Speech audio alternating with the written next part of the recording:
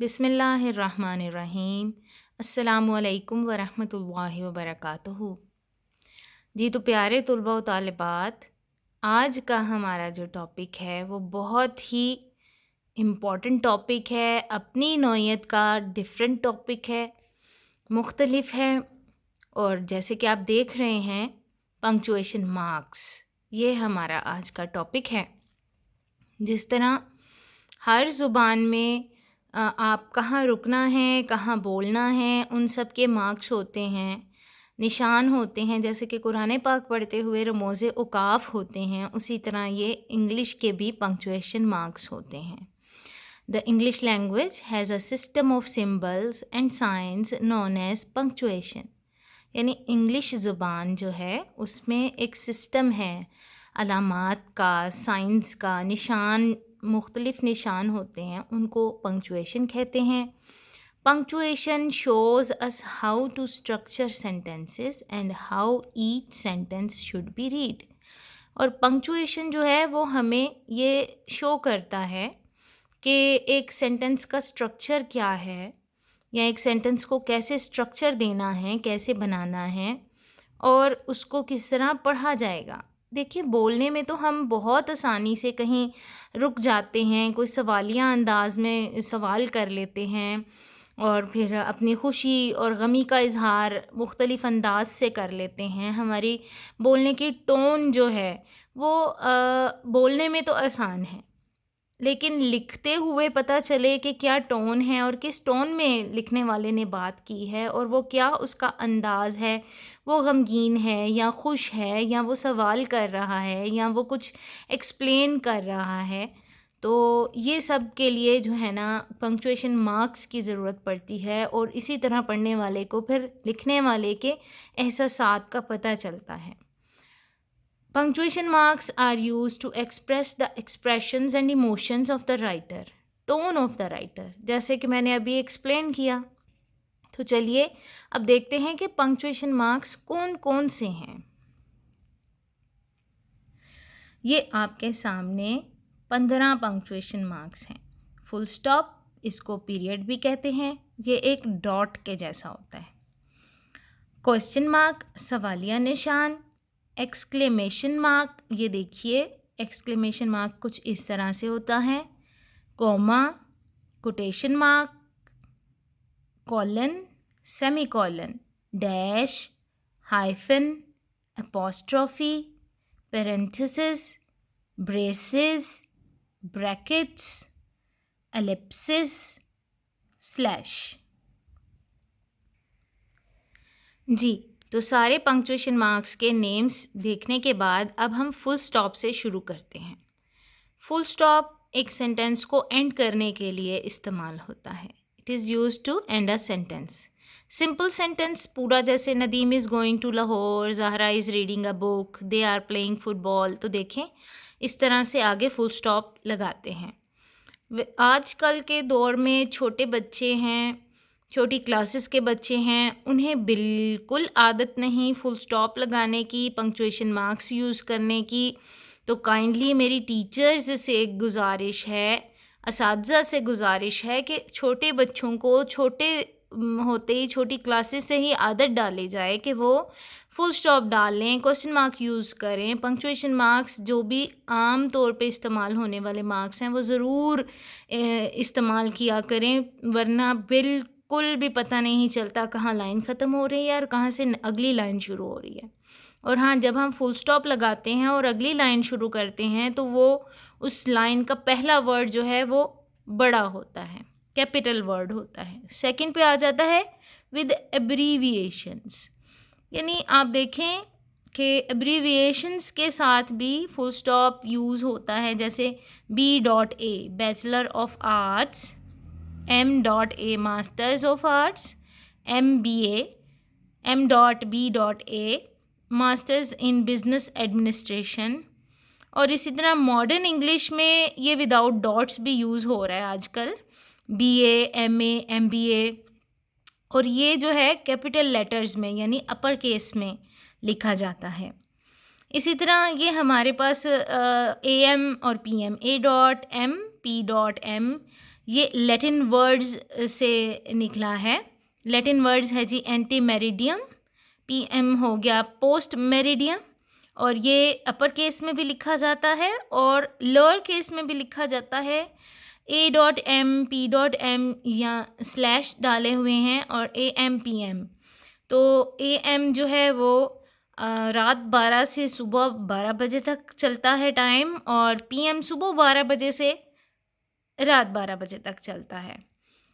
इसके अलावा ये देखिए, जब हम लिखते हैं मिस्टर, MR का, मिस्टर का जो हम मुखफ़फ़ लिख देते हैं, ये भी एब्रीविएशंस में ही आ जाता है। मिस्टर के आगे छोटा सा डॉट लगाते हैं, लेकिन मॉडर्न इंग्लिश में खाली MR भी चल रहा है, वो भी ठीक है।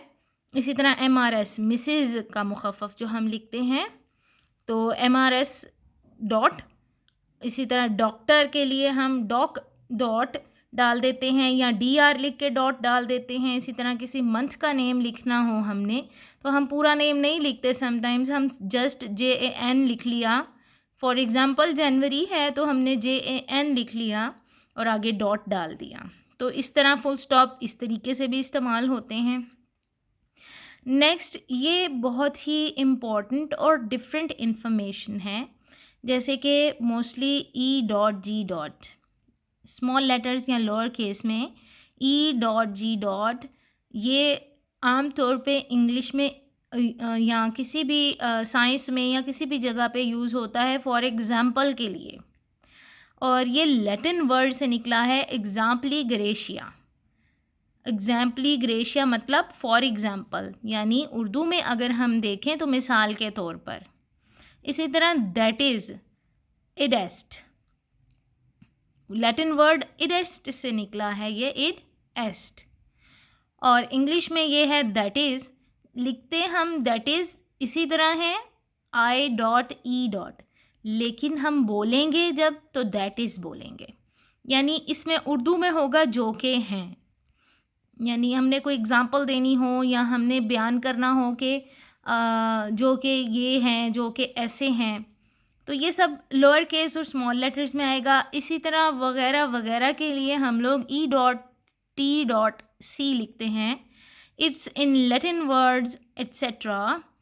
और जो इंग्लिश में एंड सो ऑन के लिए या उर्दू में ये वगैरह वगैरह का मानी देता है, और हम एंड सो ऑन के लिए जो है ना यूज़ करते हैं E.T.C एट्सेट्रा। अच्छा, यहाँ पे ये तीन जो वर्ड्स हैं E.G. यानी कि फॉर एग्ज़ाम्पल के लिए, या इडेस्ट यानी दैट इज़ के लिए, या E.T.C etcetera and so on के लिए, ये स्मॉल लेटर्स और लोअर केस है, और ये डॉट के बगैर नहीं लिखे जा सकते। जैसे ऊपर हमने बताया कि ये मिस्टर, मिसेस है, या AM PM है, या BA, MA, MBA, ये सब मॉडर्न इंग्लिश की रूह से डॉट के बगैर चल रहे हैं, और वो ठीक हैं, गलत नहीं हैं। आप डॉट डालें या ना डालें, कोई मसला नहीं, कोई फ़र्क नहीं पड़ता। लेकिन ये तीन जो हैं डॉट के बगैर इनकम्प्लीट हैं, और ये अपना मायने भी नहीं देंगे, तो इनमें फुल स्टॉप या डॉट बहुत ज़रूरी है। डॉट के बगैर ये अपना मानी खो देंगे। ठीक है जी, आपने डॉट का ख्याल रख के लिखना है।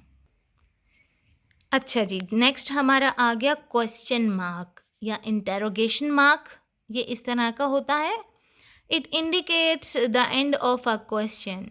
जैसे are you going to Gujranwala, is she working hard, just ये एग्जांपल्स हैं, और ये एक आसान है, और बस सिर्फ यही कहूँगी, यही दरख्वास्त करूँगी, यही रिक्वेस्ट करूँगी तमाम तलबा व तालिबात से और तमाम असातिज़ा से, ख़ास तौर पे छोटी क्लासेस को पढ़ाने वाले असातिज़ा से, कि जब स्टूडेंट्स आपके पास काम करते हैं, आपको काम चेक करवाते हैं, तो एटलीस्ट आप ये फुल स्टॉप, इंटरोगेशन मार्क्स और ये पंक्चुएशन मार्क्स जो भी हैं, जो ज़रूरी और आम रूटीन में इस्तेमाल होते हैं, काइंडली बच्चों को उनको इस्तेमाल करने की आदत डालिए। जब हाथों को इन मार्क्स को लिखने की आदत पड़ गई होती है, तो पता ही नहीं चलता, अपने आप लिखने में साथ साथ पंक्चुएशन मार्क्स जो हैं वो यूज़ करते जाते हैं।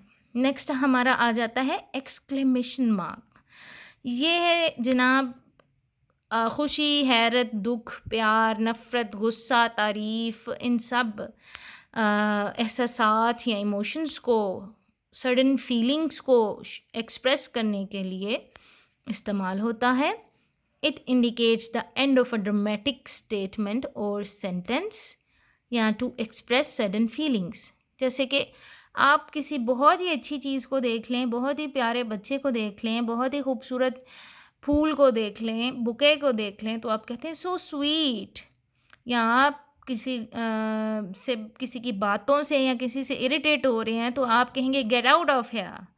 देन आप किसी का शुक्रिया अदा कर रहे हैं और बहुत उससे ममनून हो रहे हैं तो आप कहेंगे थैंक यू सो मच। तो देखिए इन सब के आगे एक्सक्लेमेशन मार्क्स है। फिर देन आपको बहुत अच्छा लगा कुछ तो आपने कहा वाओ, अमेजिंग, हुर्रा, आह। तो कोई अफसोस हो गया alas. Then look there is a lion, look there is a lion, आप हैरान हुए हैं, आपने हैरानगी की फीलिंग दी है। जब आपने आगे एक्सक्लेमेशन मार्क लगाया तो पढ़ने वाले को ये पता चल जाएगा कि आप हैरान होकर बोल रहे हैं look there is a lion. तो एक्सक्लेमेशन मार्क इस तरह यूज़ होंगे। नेक्स्ट आपका आ जाता है कोमा। ये शक्ल में कुछ इस तरह होता है। It indicates a natural pause in a sentence और it use to separate items in a list. एक लिस्ट में आइटम्स को सेपरेट करने के लिए इस्तेमाल होता है, या ये नेचुरल पॉज यानी वक्फ़ा, थोड़ा सा वक्फ़ा करने के लिए, दो क्लॉजेस को जोड़ने के लिए भी कोमा यूज़ किया जा सकता है। जी, तो पॉइंट नंबर 1 आ गया to give a short pause. उसमें ये देखें कि फॉर एग्ज़ाम्पल देखिए मैंने फॉर एग्ज़ाम्पल किस तरह यूज़ किया है E dot G dot.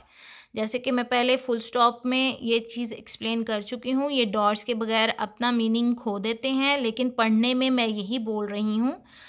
For example Naeem come here, Naeem इधर आएँ। तो नईम के बाद मैंने थोड़ा सा तवक्कुफ़ किया है।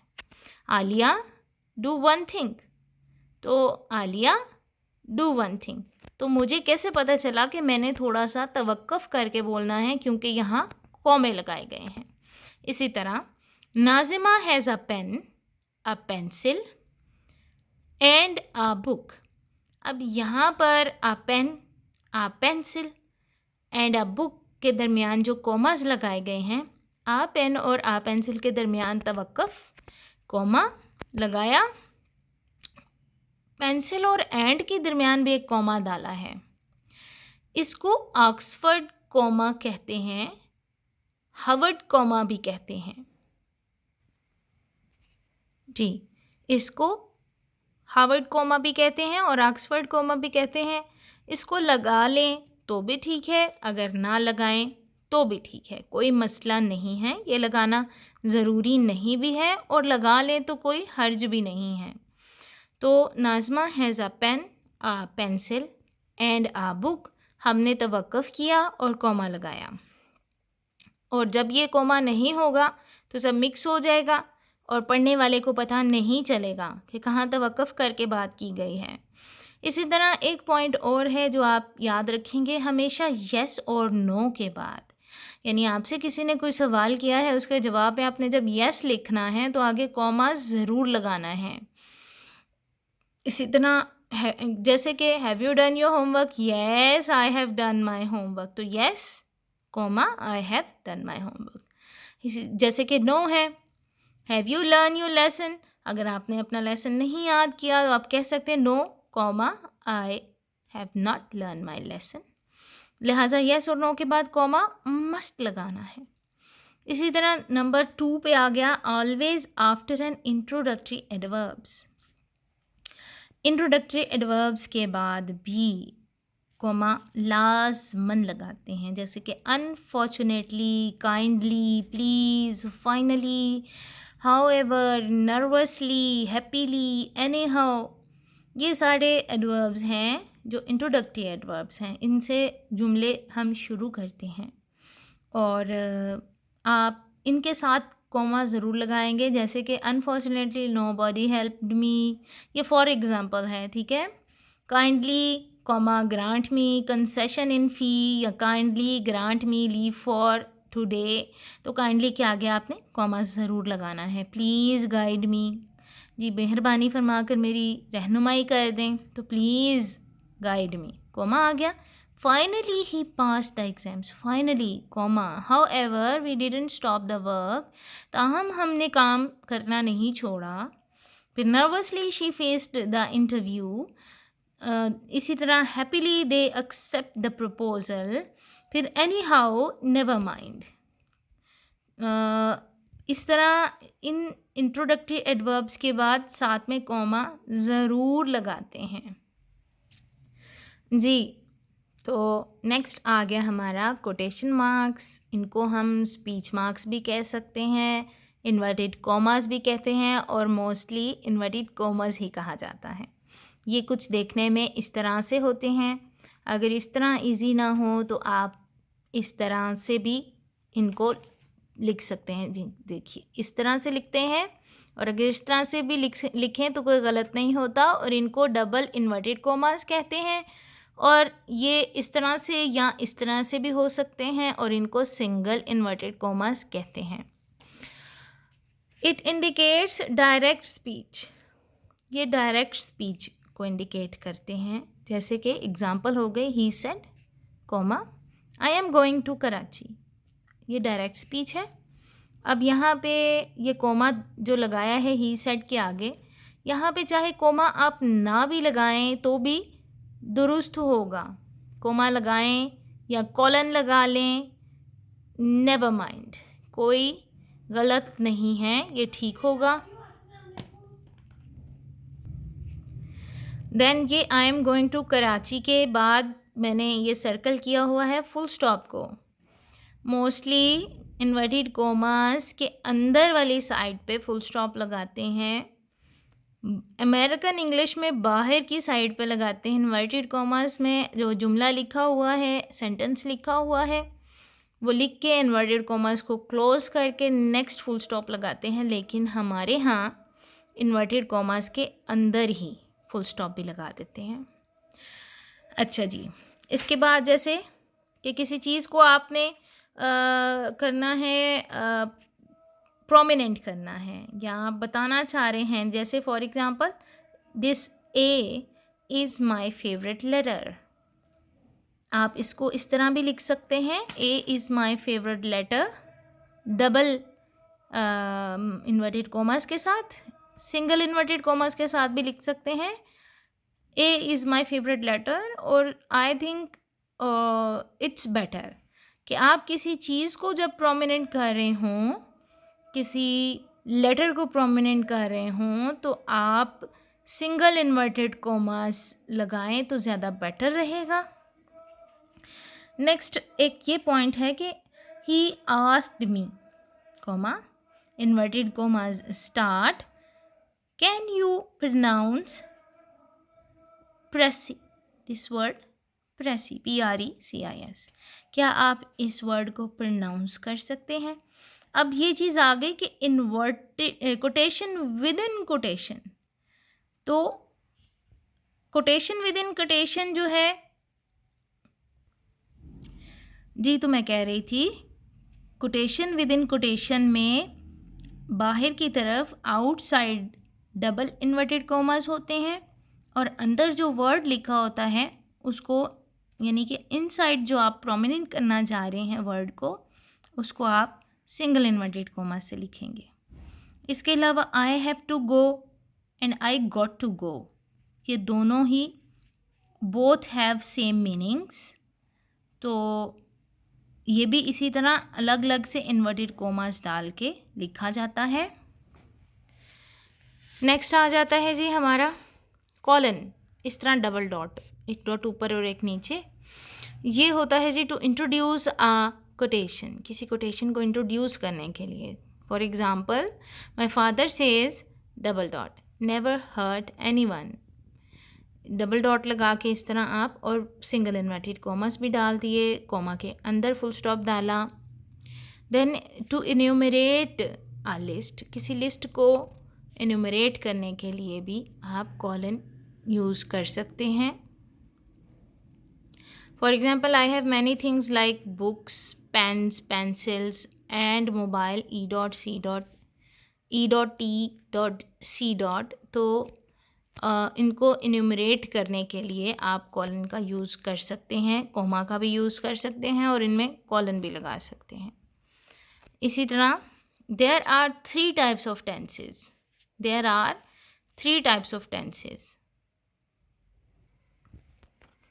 तो present tense, past tense, future tense. तो there are three types of tenses के आगे हमने कॉलन लगा दिया।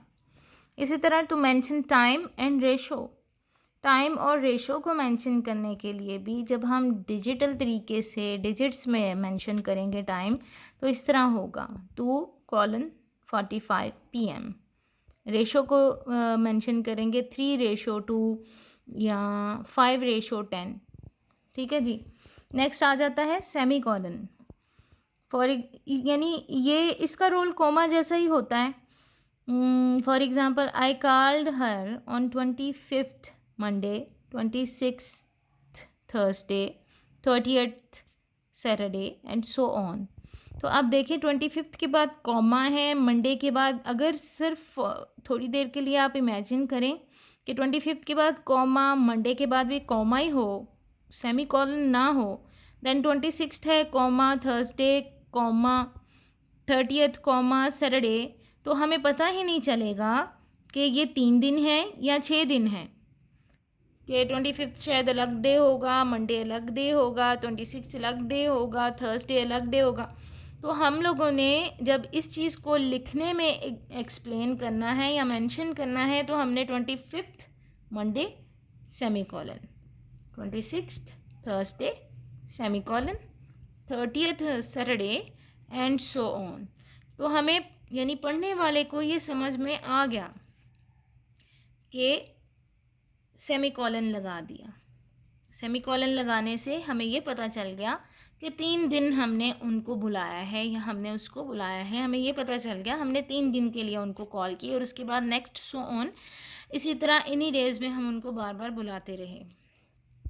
नेक्स्ट एग्जाम्पल हो गई, he has money and property comma but he needs gold. उसके पास पैसे भी हैं, जायदाद भी है। अब ये देखें, कॉमा और कंजंक्शन बट यूज़ करके हमने 2 क्लॉजेस को जोड़ दिया है, ही नीड्स गोल्ड। 2 जुमलों को जोड़ा है हमने कॉमा से और कंजंक्शन बट लगा के। ये जुमला दुरुस्त है, लेकिन ये ऐसे भी हो सकता था या हो सकता है, he has money, property and gold but he needs more. तो अब मनी के बाद हमने कॉमा लगाया, प्रॉपर्टी एंड गोल्ड, तो यहाँ पे हम सेमी कॉलन लगाकर दूसरा क्लॉज जोड़ेंगे, बल्कि तीसरा, और कंजंक्शन लगाएंगे बट और ही नीड्स मोर। तो इस तरह से पहले हमने he has money comma property and gold, 2 जुमले ये कॉमा से जोड़े और 2 क्लॉजेस को जब तीसरे क्लॉज से जोड़ रहे हैं तो हम सेमी कॉलन लगा के बट कंजंक्शन यूज़ कर रहे हैं और देन ही नीड्स मोर। तो यहाँ जब हमने क्लॉज जोड़े तो सेमी कॉलन के थ्रू जोड़े हैं और एक जुमला बना दिया है। अच्छा जी, इसी तरह एक और एग्ज़ाम्पल है सेमी कॉलन जहाँ हम यूज़ करते हैं, I like his personality, attitude, way of talking, semi colon, but I don't like his anger. अब हमने सेमी कॉलन के एक तरफ जो हमें पसंद है, हमने पसंदीदगी का इजहार किया है, और जब हम नापसंदीदगी का इजहार कर रहे हैं तो हमने सेमी कॉलन और कंजंक्शन लगाकर नापसंदीदगी वाला जुमला मेंशन कर दिया है। तो यहाँ भी सेमी कॉलन यूज़ करते हैं। इसी तरह आमतौर पे उर्दू ज़बान में कहा जाता है कि तलहा उसका भाई है और जिया उसकी बहन है। इस तरह नहीं बोला जाता, जबकि ऐसे बोला जाता है, तलहा उसका भाई है और जिया, जबकि जिया बहन या जिया बहन। तो हम Talha is his brother semi colon Zia sister, या we are Punjabi semi colon they Sindhi, हम पंजाबी हैं वो सिंधी। तो इस तरह बोला जाएगा। और जब हम इस तरह लिखने में सेमीकोलन यूज़ करेंगे तो हमें पता चल जाएगा कि लिखने वाला, पढ़ने वाले को पता चल जाएगा कि लिखने वाला क्या बयान कर रहा है और कैसे बयान कर रहा है। ठीक है जी। आज का टॉपिक हमारा काफ़ी लंबा है। नेक्स्ट हमारा आ गया जी एपोस्ट्रॉफी। इसमें बहुत कन्फ्यूजन है एपोस्ट्रॉफी में। वैसे ये एपोस्ट्रॉफी वो है जो एप्लीकेशन में यूज़ नहीं होता, योर्स ओबीडिएंटली में एपोस्ट्रॉफी यूज़ नहीं होता। ये 3 केसेस में यूज़ होता है, पोजेशन केस, कॉन्ट्रैक्शन केस और चंद अदर केसेस हैं जो बहुत माइनर से हैं, लेकिन उन पर भी हम ज़रूर नज़र डालेंगे। हम पहले पोजेशन केस को देखते हैं। मोस्टली ये ज़्यादा इस्तेमाल होता है, जैसे फ़ातिमा's बुक, आलिया's ड्रेस। एक पॉइंट इसमें बहुत काबिले गौर है, जैसे कि girls hostel, boys hostel, ladies compartment. जी, girls hostel, boys hostel, ladies compartment. आपने पहले देखा होगा कि सिंपल गर्ल्स कॉमा हॉस्टल लिखा हुआ था मैंने, एपोस्ट्रॉफी सॉरी। तो वैसे तो ये जो अपने आप में प्लूरल वर्ड होते हैं तो उसमें एपोस्ट्रॉफी का एस नहीं लगाते, सिर्फ कॉमा लगाते हैं। ये एक पॉइंट आप ज़रूर माइंड में रखें कि जो अपने आप में प्लूरल वर्ब होते हैं तो एपोस्ट्रॉफी का एस वहाँ नहीं लगाया जाता। Just girls apostrophe hostel, boys apostrophe hostel, ladies compartment तो ladies apostrophe compartment. Next case है जी कॉन्ट्रैक्शन केस, यानी 2 या 2 से ज़्यादा अल्फाज को जब मिलाकर शॉर्ट कर दिया जाता है तो उसमें एपोस्ट्रॉफी यूज़ होता है। जैसे कि आई हैव को शॉर्ट करके आईव लिख देते हैं, यू आर को शॉर्ट करते हैं योर, आई वुड हैव को आइड हैव आइड, फिर शैल नॉट को शांट, आई एम नॉट को एंट। तो ये कॉन्ट्रैक्शन में भी एपोस्ट्रॉफी इस तरीके से इस्तेमाल होता है। कॉन्ट्रैक्शन केस यानी कॉन्ट्रैक्ट हो जाते हैं वर्ड्स। इस तरह अब ये अदर केसेस में एक बहुत ही इंटरेस्टिंग चीज़ आ गई है कि आप देखिए, हाउ मैनी वंस और ones are there in this 113911146318 यानी कि इन डिजिट्स में कितने वंस हैं। तो आप देखिए मैंने क्रॉस लगाया हुआ है और टिक लगाया हुआ है आपके लिए कि ये एपोस्ट्रॉफी वाला वंस जो है that one is the right ones, और एपोस्ट्रॉफी के बगैर वाला जो है वो गलत होगा। इसी तरह how many M's are there in tomorrow, तो एपोस्ट्रॉफी वाला एम जो है वो राइट है और सिंपल एम एस जो एम्स के लिए है वो गलत होगा। इसी तरह हाउ मैनी दस did she read in the passage, एक पैसेज में कितने दस थे, तो एपोस्ट्रॉफी वाला दस यूज़ होगा, सिंपल दस नहीं यूज़ होगा, वो गलत हो जाएगा। उम्मीद है ये एपोस्ट्रॉफी के पॉइंट्स आपको काफ़ी इंटरेस्टिंग लगे होंगे। नेक्स्ट हमारे पास आ जाता है टॉपिक का हिस्सा जो है हमारे नेक्स्ट पंक्चुएशन मार्क है स्लैश। और आपने देखा होगा कि मैंने पहले भी काफ़ी जगहों पर स्लैश यूज़ किया है। ये या के लिए यूज़ होता है, या यानी a forward slash is used to indicate the word और, यानी दिस और दैट। तो it can be use to separate day, month and year also. For example, please explain to the lawyer when he और she arrives, यानी वो लड़का या वो लड़की कब पहुँचे लॉयर को बता दें। इसी तरह द डेट टुडे इज़ 16/03/2021। तो आप देखें कि स्लैश, फॉरवर्ड स्लैश की मदद से हमने डेट भी मेंशन कर दी हुई है। नेक्स्ट हमारा आ जाता है जी हाइफन। ये छोटे से डैश की शक्ल में होता है। It is use to join 2 और मोर वर्ड्स और to separate syllables in a word. For example, sister in law, self made man, she is my sister in law, he is a self made man, the boy is a well behaved person. uh, he is doing, yeah, she is doing part time job. He is a well known writer. Then non smokers, they are non smokers, the team is non smokers. Then self confident, she is self confident. तो इस तरह से hyphen use होगा। जी, तो next punctuation mark हमारे पास जो है वो है पैरेंथेसिस। इसको पैरेंथेसिस बोलते हैं यूके इंग्लिश में, सॉरी यूएस इंग्लिश में, अमेरिकन इंग्लिश में पैरेंथेसिस छोटा ब्रैकेट, और यूके इंग्लिश में राउंड ब्रैकेट बोला जाता है। It is used to separate extra information और टू गिव एडिशनल इन्फॉर्मेशन।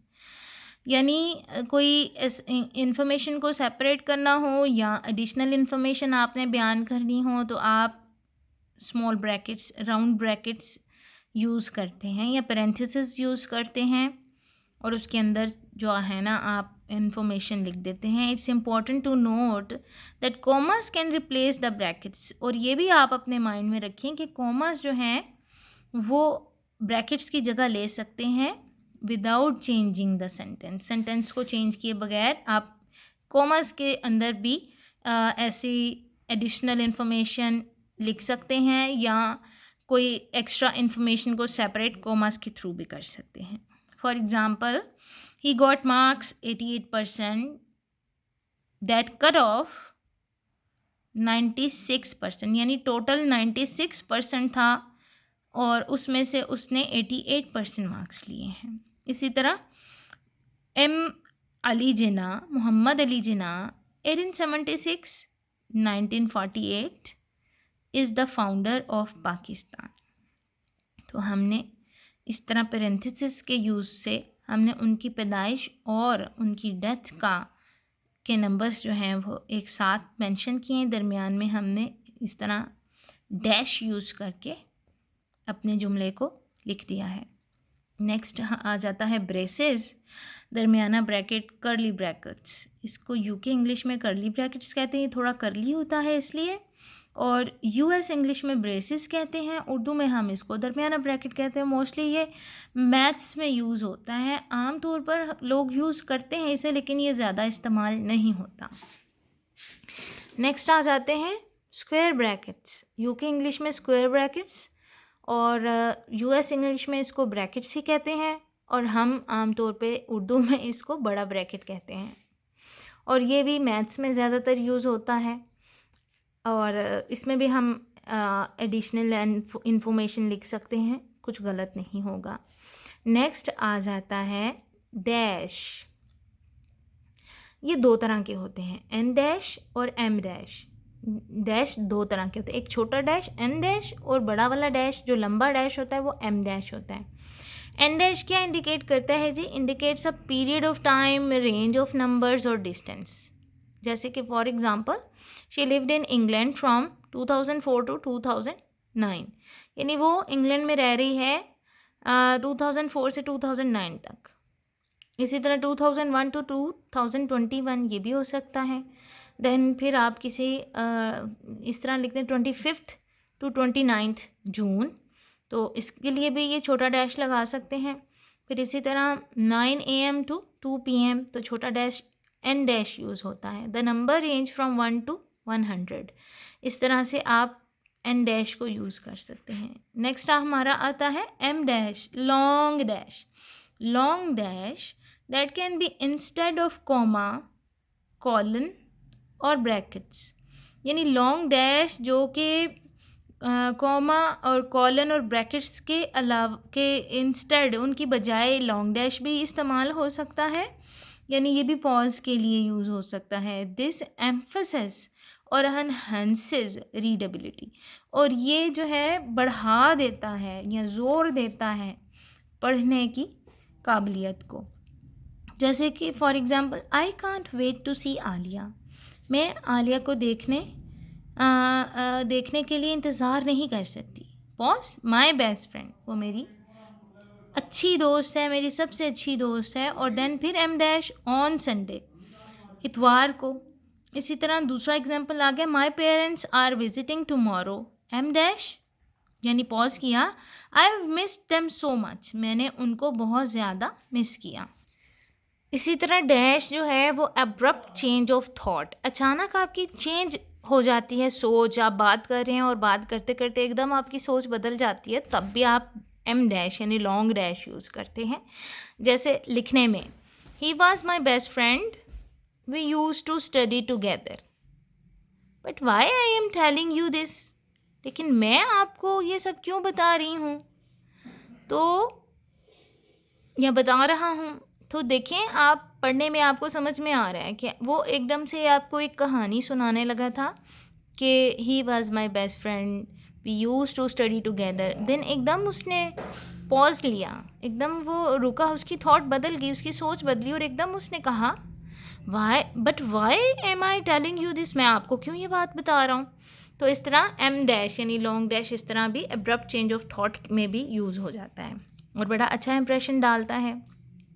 और ये नेक्स्ट लास्ट पॉइंट हमारा है जी एलिप्सिस। एलिप्सिस, इसको पॉइंट्स भी कह सकते हैं बट मोस्टली ये एलिप्सिस है, 3 डॉट इस तरह की इसकी का निशान होता है। इट इंडिकेट्स ओमिटेड वर्ड्स और to add effect to a sentence, यानी एक इस सेंटेंस में इफेक्ट पैदा करने के लिए, असर डालने के लिए या ओमिटेड वर्ड्स के लिए, यानी कि जो हज़फ किए हुए अल्फाज होते हैं उनके लिए ये इस्तेमाल होता है। For example, sorry I forgot my homework said Ali, माज़रत चाहता हूँ, मैं अपना काम करना भूल गया, मैं अपना घर का काम करना भूल गया, अली ने कहा। तो आप देखें, सॉरी के बाद हमने एलिप्सिस लगाया है।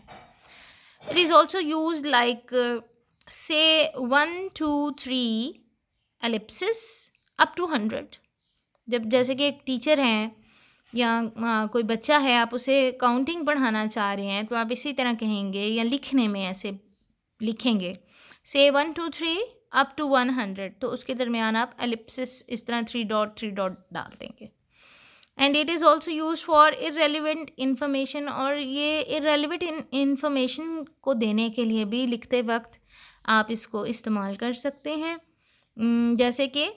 जैसा for example, he had a mobile, a pen, a calculator, a wrist watch and ellipsis, यानी कि dot dot dot dot dot dot, यानी उसके पास बहुत सारी चीज़ें हैं जिनमें से ये आपने ख़ास बता दिया और फहरिस्त लंबी होती चली जा रही है जी। तो प्यारे तुलबा व तालिबात, उम्मीद करती हूँ कि आपको हमारा आज का ये वीडियो अच्छा लगा होगा और आपको बहुत अच्छे से समझ आई होगी पंक्चुएशन मार्क्स की, और ये उतने ही ज़रूरी हैं जितना कि आपके लिए तालीम ज़रूरी है, जितना कि आपके लिए पढ़ना और लिखना ज़रूरी है। तो काइंडली आपसे रिक्वेस्ट है कि आप पंक्चुएशन मार्क्स को बहुत अच्छे से समझें और उनको इस्तेमाल करने की आदत डालें।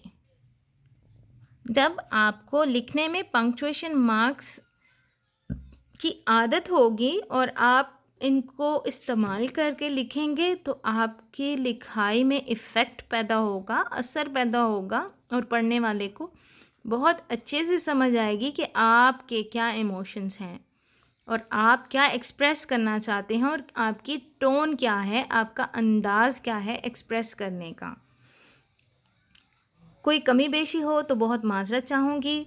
अल्लाह ताला आपको इस सबक से बहुत फ़ायदा उठाने की तौफ़ीक दे और अल्लाह ताला आपको हमेशा कामयाब करे। जज़ाकुमुल्लाह खैर, फ़ी अमानिल्लाह।